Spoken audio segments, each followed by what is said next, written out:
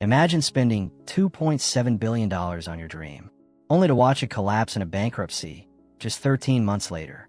That's exactly what happened to Saks Global. In December 2024, they finalized the merger of the century, combining Saks Fifth Avenue, Neiman Marcus, and Bergdorf Goodman into one luxury retail empire. The goal? To create an unstoppable powerhouse that would dominate luxury shopping. The result? Complete and total financial catastrophe.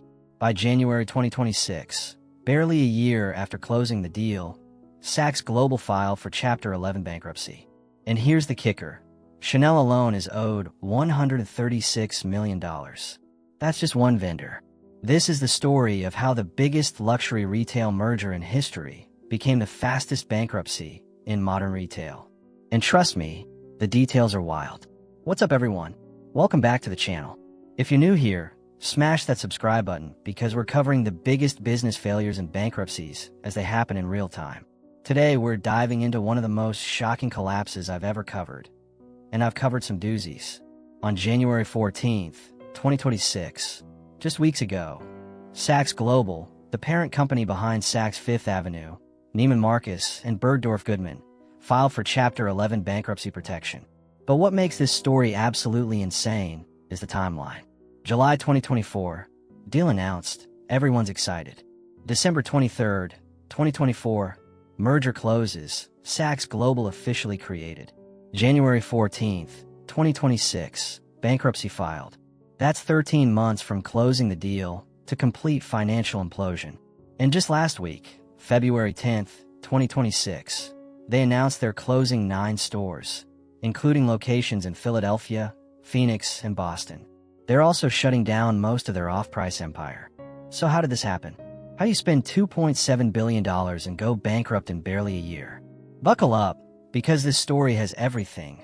Corporate hubris, debt bombs, angry vendors, and Amazon's involvement. Let's get into it. The dream merger. Let's rewind to 2024. The luxury department store industry was struggling. Macy's was closing hundreds of stores. Lord & Taylor had already died in 2020. The whole traditional department store model was being crushed by online shopping and direct-to-consumer luxury brands. Enter Richard Baker, the executive chairman of Hudson's Bay Company, which owns Saks Fifth Avenue. Baker had been dreaming about this merger for over a decade. He wanted to combine Saks Fifth Avenue with Neiman Marcus to create a luxury retail giant that could actually compete with the big boys, companies like LVMH, Kering, and Richemont. On July 4th, 2024, Independence Day, the deal was announced. Hudson's Bay Company would acquire Neiman Marcus Group for $2.65 billion. But here's where it gets interesting. The deal was partially funded by some very big names. Amazon, putting in equity and promising to help with technology and logistics. Salesforce, planning to use AI and first-party data for personalized shopping. Authentic Brands Group, another investor. And the cherry on top, they funded $2.2 billion of the deal with junk bonds. Let me repeat that. They borrowed $2.2 billion in high-interest debt to make this happen. The merger created an empire. 38 Saks Fifth Avenue stores, 36 Neiman Marcus stores, 2 Bergdorf Goodman stores, 95 Saks Off Fifth outlets, 5 Neiman Marcus Last Call stores, a $7 billion real estate portfolio. On paper, this looked amazing. They projected $600 million in synergies over 5 years. They were going to streamline operations, negotiate better deals with luxury brands, and use technology to transform the shopping experience. Mark Metrick, formerly the CEO of Saks.com, became CEO of Saks Global Operating Group. Richard Baker became executive chairman. Everything looked perfect. The press releases were glowing. Industry experts were cautiously optimistic. And then, reality hit. The cracks appear. Here's the thing nobody wants to talk about. Saks was already struggling to pay vendors before the merger. But after taking on all that debt to buy Neiman Marcus, it got so much worse. Starting in late 2024, vendors started reporting that Saks wasn't paying invoices. At first, it was just delays. Then it became weeks. Then months. Some luxury brands, we're talking about companies like Chanel, Louis Vuitton, Gucci, started cutting back shipments or stopping them altogether because they weren't getting paid. This created a death spiral. Saks couldn't pay vendors. Vendors stopped shipping merchandise. Stores had empty shelves and limited inventory. Customers couldn't find what they wanted. Customers went somewhere else. Sales plummeted. Even less money to pay vendors. Rinse and repeat. According to court documents, one analyst said, Saks didn't have the merchandise customers wanted, and customers went elsewhere. Remember those $600 million in synergies they promised? Yeah, about that. Integration was way harder and more expensive than expected. Right before the crucial 2024 holiday shopping season, when luxury retailers make the majority of their annual revenue, Saks was affected by one-time merchandising system integration issues. Translation: their computer systems screwed up, disrupting inventory flows at Neiman Marcus and Bergdorf Goodman at the worst possible time. Let's talk numbers. Court papers show Saks Global had total funded debt of approximately $1.7 billion. Their liabilities? Somewhere between $1 billion to $10 billion. They owed money to between 10,000 and 25,000 creditors. Let that sink in. 10,000 to 25,000 separate companies and people were owed money. And here's where it gets really ugly. Let me read you the top creditors list. Chanel, $136 million owed. Kering, Gucci, Saint Laurent, Bottega Veneta, $59.9 million owed. LVMH, Louis Vuitton, Christian Dior, Tiffany, $26 million owed. David Yurman, jewelry millions owed. Roberto Coin, jewelry millions owed. Even tech companies were on the list. Meta and Google were owed tens of millions. One jewelry brand, Regina Andrew, told reporters they cut ties with Saks in March 2025 after the company just stopped paying us entirely. In early January 2026, things got really weird. Mark Metrick, the CEO, stepped down after the company missed a major debt payment. Richard Baker, the architect of the whole merger, took over as CEO. Then, 2 weeks later, Baker also stepped down and Jeffrey Van Raemdonk, the former Neiman Marcus CEO, took over. When you're swapping CEOs every 2 weeks, that's not a sign of strength. That's panic. The collapse. On January 14th, 2026, the inevitable happened. Saks Global filed for Chapter 11 bankruptcy protection. In the bankruptcy filing, the new CEO, Jeffrey Van Raemdonk, ironically, the same guy who had steered Neiman Marcus through its own bankruptcy in 2020, said, "This is a defining moment for Saks Global, and the path ahead presents a meaningful opportunity to strengthen the foundation of our business and position it for the future." Corporate speak for, "We're in serious trouble." To keep the lights on during bankruptcy, Saks Global secured $1.75 billion in financing. $1 billion DP, debtor in possession, loan. $500 million available after emerging from bankruptcy. Additional asset-backed lending. But here's the problem. That money is mostly going to keep operations running and pay new vendors.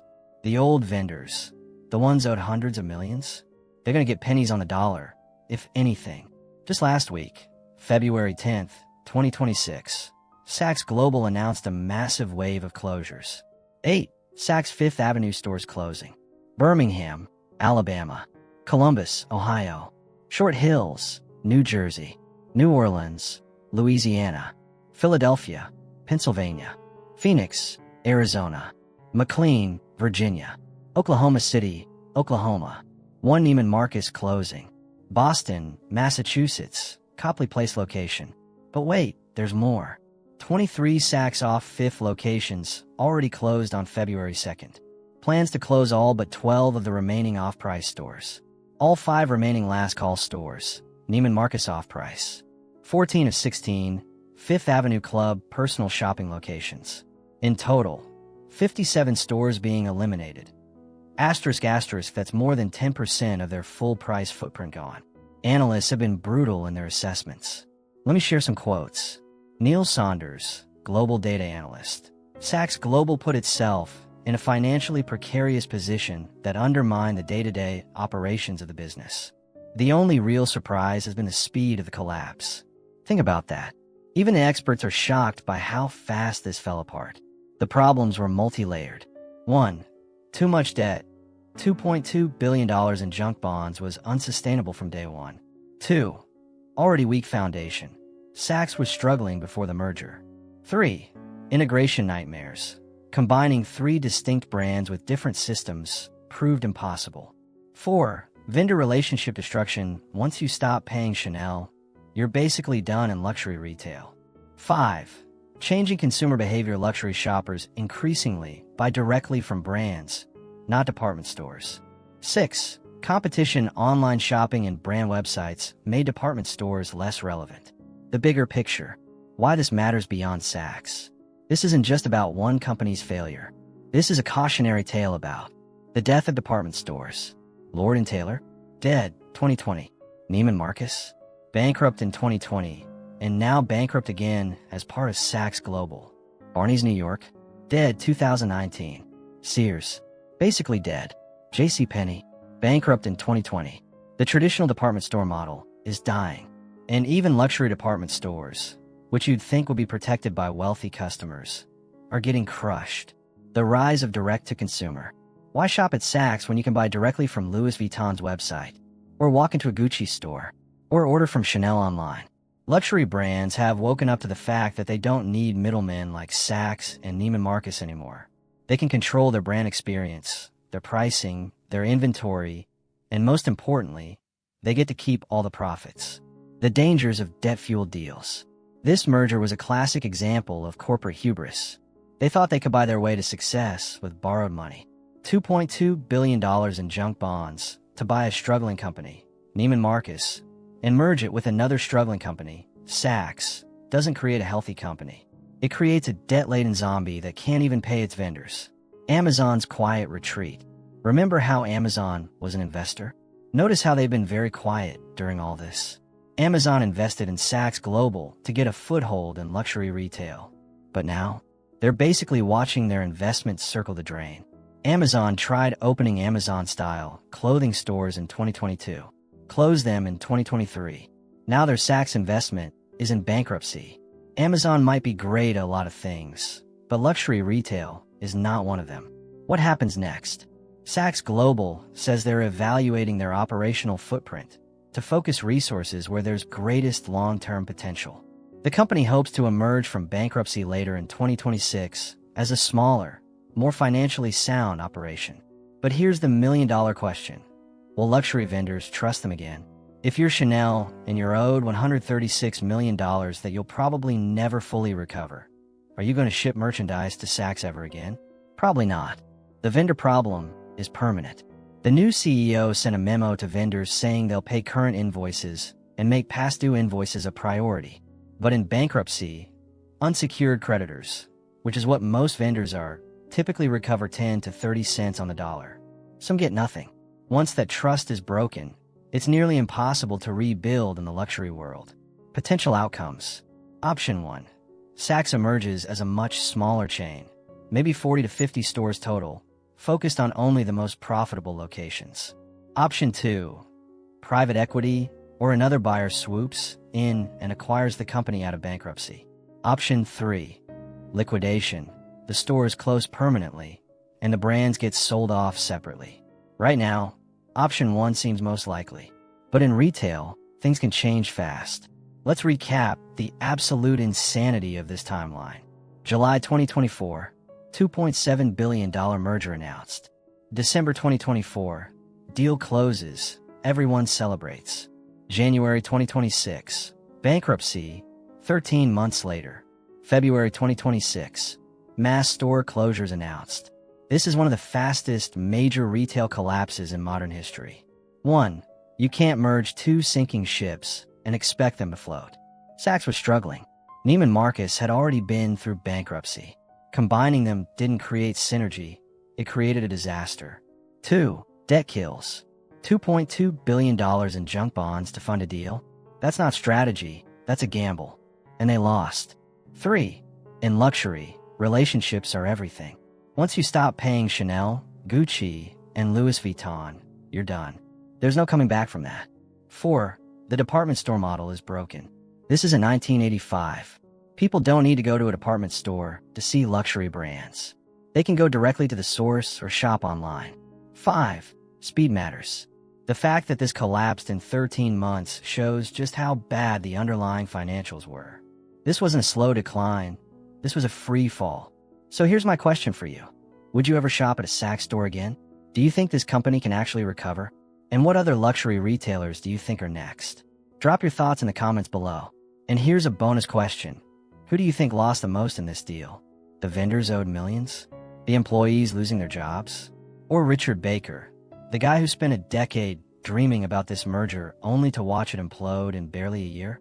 If you enjoyed this deep dive into one of the fastest corporate collapses in retail history, make sure to hit that subscribe button and ring the notification bell. We're covering every major business failure as it happens. Next week, we're diving into another bankruptcy that's making waves. You won't want to miss it. Thanks for watching, and I'll see you in the next one.